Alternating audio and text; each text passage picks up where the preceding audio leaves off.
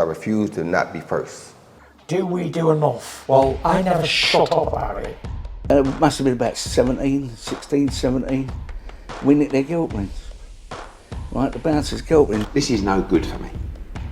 That's the reality. If you want the honest truth, and I see it every day. Andrew McCart, IFL TV, proudly sponsored by Everlast.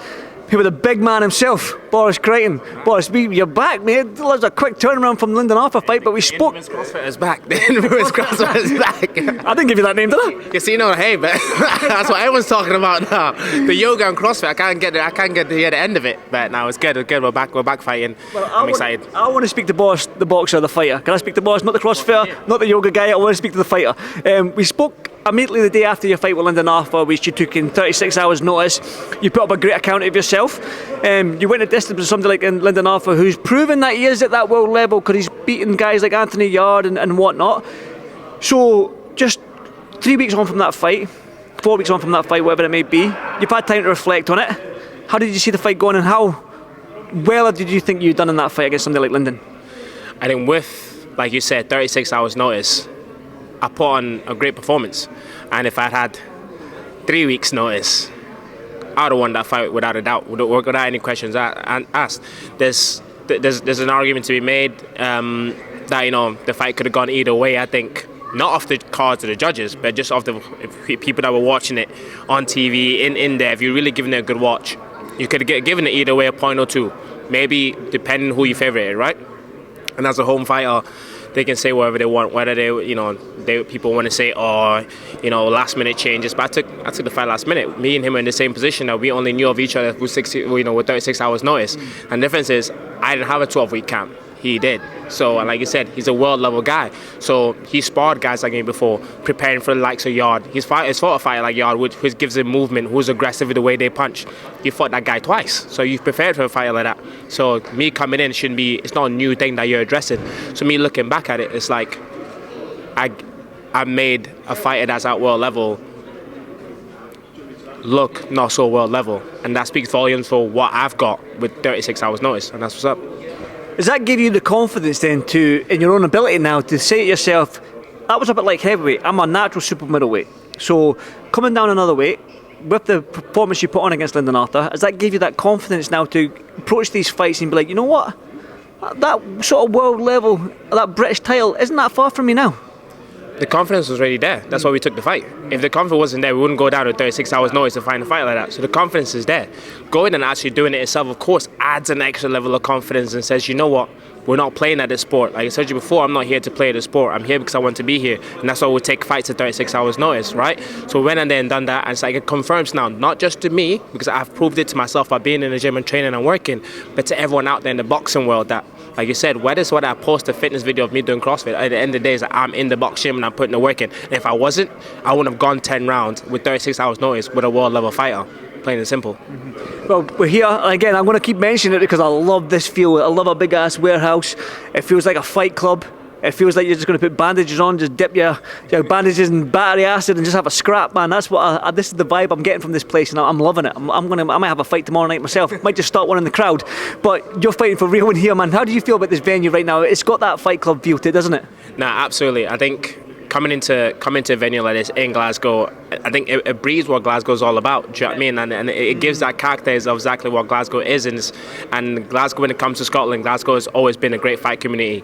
And to have that, like you said, in that sort of like old school fight club vibe, where it's like I said, don't tell anyone to have it. It's kind of that space, like you said, it's like fight club, let's get in and let's get down there.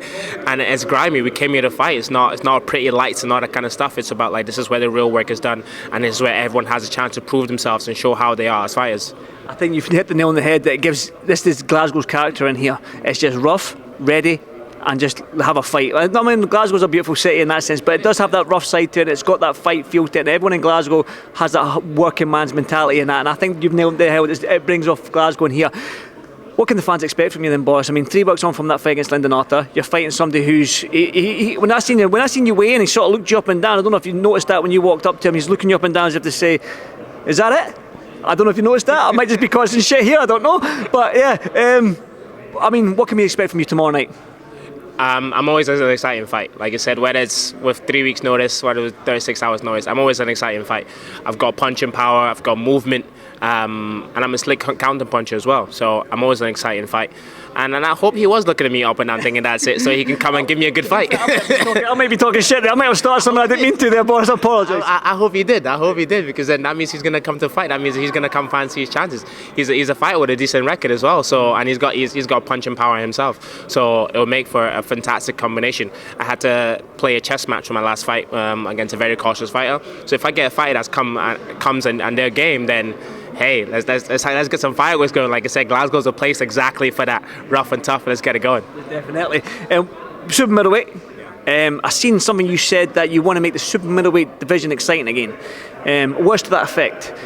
Is that because when you look at the super middleweight division of the past, you just need to go far back as Crotch and Groves and De Gale, and then there's been this little slump. Is that what you're sort of alluding to? That it's sort of gone dead a little bit, and you want to bring it back? Absolutely. I think, like, for me, I think the British super middleweight division is one of the biggest divisions as far as British boxing history is concerned. Yeah, Eubank, Ben, Nigel, these guys, like, they were all part of that. Kawasaki, they were all part of that weight division.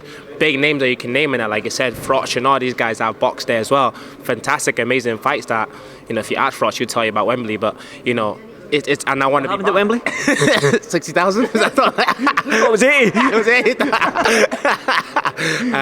So, and I want to be part of that. I want to be part of that history that's made it within those divisions and put myself, made mention alongside those names. And if I can do that, which I believe I can, then I've walked away from the sport knowing that I've done what I've come here to do. Definitely. Listen, boss, like this is my third interview with you. If you include the one at St Andrews a couple months back, and now this one, assuming this one, it seems like you're ready to rock and roll in this boxing game. You want to hit the heights that you've set yourself and the goals that you've set yourself, and I'm here with this camera in your face until you achieve them. So listen, good luck tomorrow night, and I'll speak to you soon, Boris. Thank you, mate. Thank you, brother.